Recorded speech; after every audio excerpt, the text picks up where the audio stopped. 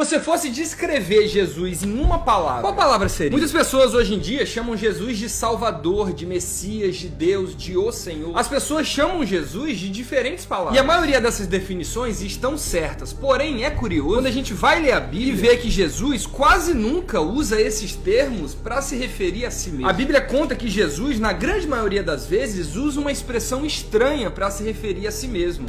Essa expressão se chama Filho do Homem. Mateus 13:37. Jesus respondeu: aquele que semeou a boa semente é o Filho do Homem. Mateus 17:22. Jesus fala: o Filho do Homem será entregue nas mãos dos homens. Marcos 10:45. Porque até mesmo o Filho do Homem não veio para ser servido, mas para servir e para dar sua vida em resgate de muito. Por que Jesus constantemente se chamava de Filho do Homem? Jesus não é Deus? Ele não era para se chamar de Filho de Deus? Se liga.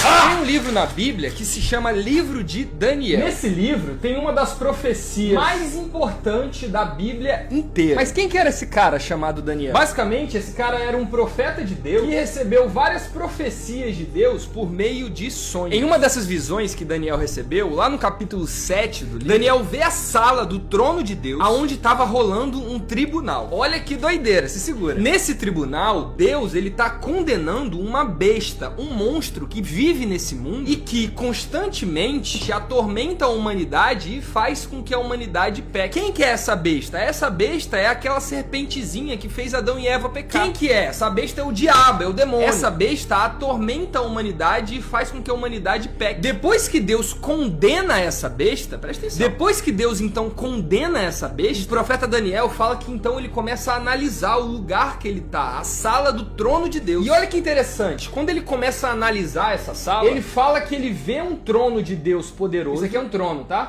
Tá parecendo um trono? Ele vê o trono de Deus poderoso e do lado do trono de Deus, Daniel fala que ele vê outro trono vazio. Ou seja, nessa sala de julgamento que ele tá tendo essa visão profética, ele vê o trono de Deus, em que Deus está lá julgando a besta, e do lado do trono de Deus está um trono vazio. Agora me responde aí, que trono é esse? Por que esse trono tá vazio? E quem que deveria estar sentado nesse trono? Acredite se quiser, esse trono era para você estar sentado. Era para que eu, você e a humanidade inteira estejamos sentados nesse trono. Mas por que ele tá vazio? Ele tá vazio por causa do pecado. Lembra daquela história que Adão e Eva pecaram contra Deus no Jardim do Éden e foram expulsos? Lembra dessa história? Então, quando Adão e Eva foram expulsos do paraíso porque pecaram contra Deus, a humanidade, ela perdeu a sua autoridade como rei e sacerdote do mundo inteiro. Os seres humanos, quando pecaram, eles deixaram de viver como imagem e semelhança de Deus, como reis e sacerdotes, para viver como escravos do pecado. Foi isso que o pecado fez com a gente. Ele transformou a gente, que foi criado para ser rei e sacerdote,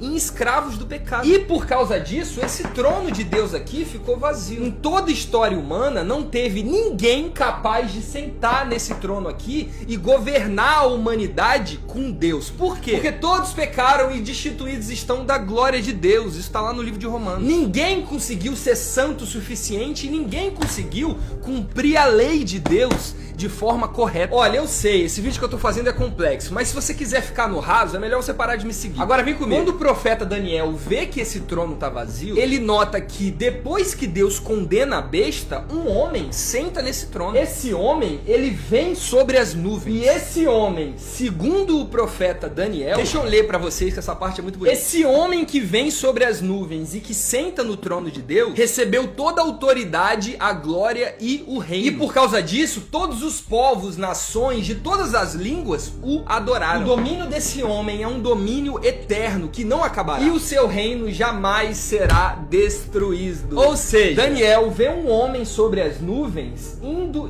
em direção ao trono e sentando nele. Quem é esse cara aqui? Daniel define esse cara como o filho do homem. Filho do homem. Agora vê que doideira. 560 anos depois de Daniel ter esse sonho, 560 anos, meu Deus, a Bíblia é muito linda. Como que tu não lê esse livro? Esse livro é perfeito, mano, tu desconecta. 560 anos depois de Daniel ter esse sonho profético, um cara aparece na Bíblia chamado Jesus Cristo e ele começa a fazer muitos milagres. Ele começa a curar enfermos e a expulsar demônios. E o mais importante, esse cara, ele começa a pregar com autoridade e ele começa a pregar que o reino de Deus chegou. Como assim, mano? Quem que é esse cara? Ele é o Filho do Homem. Jesus Cristo de Nazaré é o Filho do Homem descrito em Daniel capítulo 7. E Jesus sabia disso, tanto é que ele usava essa expressão para ele mesmo o tempo inteiro. Jesus é o Filho do Homem porque ele é o único digno de sentar no trono de Deus. Nenhum homem pode ou sequer conseguiu o direito de sentar nesse trono. Só Jesus é santo, só ele nunca pecou, só ele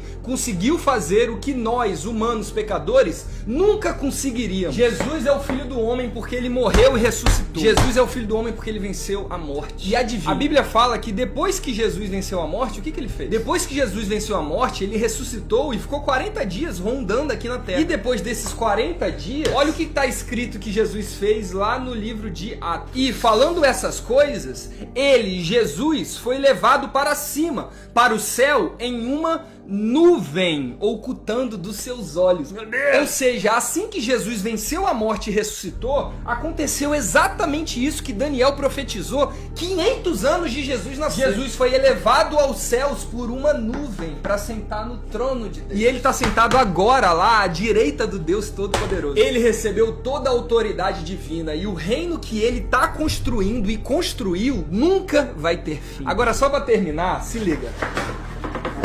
Antes de Jesus ser crucificado, quando Jesus estava sendo condenado, Jesus disse um negócio estranho. Ele falou: agora vocês verão o Filho do Homem assentado à direita do Poderoso e chegando com as nuvens no céu. O que isso significa? Isso significa que a crucificação de Jesus, a morte de Jesus Cristo, foi o momento em que Jesus se tornou rei. Ou seja, Jesus foi coroado como o rei do universo quando ele foi crucificado e morreu para o mundo. E adivinha só, você hoje só reina com Jesus se você fizer o mesmo, morrer para o mundo e viver para Deus. Isso é uma verdade muito dura que o seu pregadorzinho de coach nunca vai pregar para você. O único jeito de você viver para Cristo é morrendo para o mundo. Jesus, ele virou o rei de todo o universo quando ele subiu numa cruz. A cruz de Cristo é o trono de Deus. A condenação de Jesus foi a nossa exaltação. A morte de Cristo foi a nossa vida. E para que nós tenhamos vida eterna verdadeira, a gente, assim como Cristo, precisamos morrer